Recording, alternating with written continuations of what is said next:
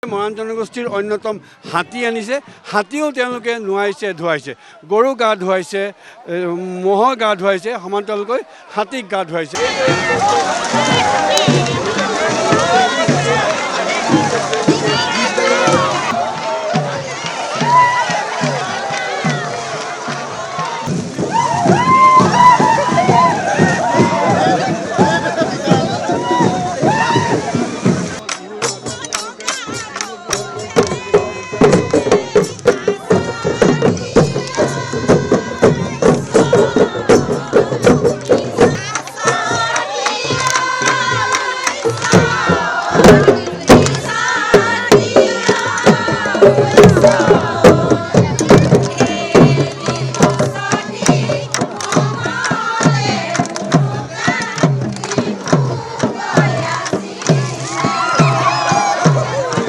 মৰাণ জনগোষ্ঠীৰ আজি গৰু বিহু।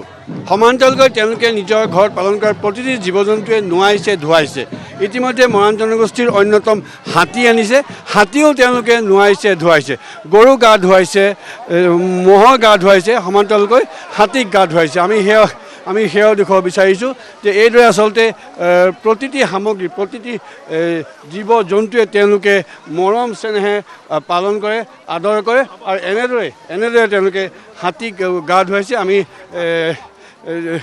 আমি এজন ব্যক্তিৰ ওচৰত আহিছোঁ, তেখেতক আমি দুটা কথা সুধিম। কি ক'ব, হাতী গা ধুৱাইছে আজি গৰু বিহুৰ দিনাখন, প্ৰথমটো দিনত?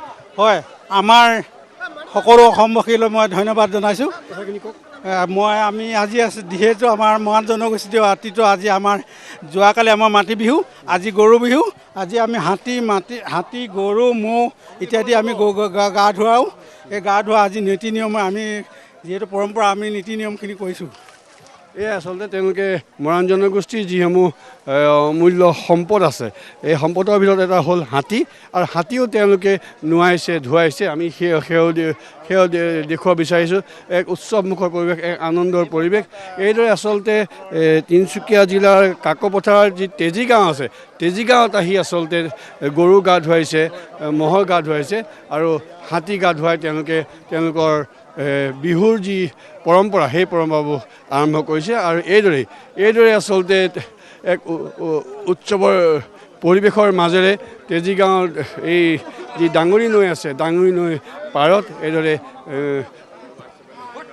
তেওঁলোকে হাতী গা ধুৱাইছে। আমি আপোনাৰ ওচৰলৈ আহিছোঁ। কি কওঁ, খুব ছুটিকৈ হাতী গা ধোৱা সম্পৰ্কত কি ক'ব? হয়, মৰাণসকলৰ পৰম্পৰাগতভাৱে যেনেকৈ গৰু গা ধোৱা হয়, ঠিক তেনেকৈ ম'হ ধোৱা হয়, তাৰ পাছতে হাতী গা ধোৱা হয়। মৰাণসকলে ঐতিহাসিকভাৱে হাতী ব্যৱহাৰ কৰি আহিছে। মৰাণসকলে পালন কৰি আহিছে। গতিকে সেই হাতীটোক আমি গা ধোৱাৰ ব্যৱস্থা গ্ৰহণ কৰোঁ, যেনেকৈ প্ৰতিটো জন্তু আমি ব্যৱহাৰ কৰোঁ, ঠিক তেনেকৈ। গতিকে আমি ইয়াৰ পৰা ক'ব বিচাৰিছোঁ, মৰাণসকলৰ কৃষ্টি সংস্কৃতিৰ সম্ভাৰ আছে। এই পৌৰাণিক কীৰ্তিচিহ্নবিলাক সংৰক্ষণকে আদি কৰি মৰাণসকলে এইবিলাক আমাৰ ঐতিহাসিকভাৱে যিবিলাক জন্তু আছে, গৰু গা ধোৱা, ম'হ গা ধোৱা বা হাতী পৰ্ব, এইবিলাক আমি কৰি আহিছোঁ। অনাগত দিনত এইবিলাক বাহাল ৰখাৰ বাবে, সংৰক্ষিত আৰু সুৰক্ষিত কৰাৰ কাৰণে আমি মৰাণ জনগোষ্ঠী সংগঠনে ব্যৱস্থা গ্ৰহণ কৰি আহিছোঁ। এইদৰে আচলতে অসমৰ অন্যতম ভূমিপুত্ৰ মৰাণ জনগোষ্ঠীৰ যি বহুমূলীয়া সম্পদ হাতী, এই হাতীও গা ধোৱা পৰ্ব আৰম্ভ হৈছে। আৰু এনেদৰে বিভিন্ন জীৱ জন্তুৰ ভিতৰত অন্যতম এই যি হাতী, এই হাতীকো গা ধুৱাইছে আৰু গা ধুৱাই তেওঁলোকে পালন কৰিছে আজিৰ গৰু বিহু।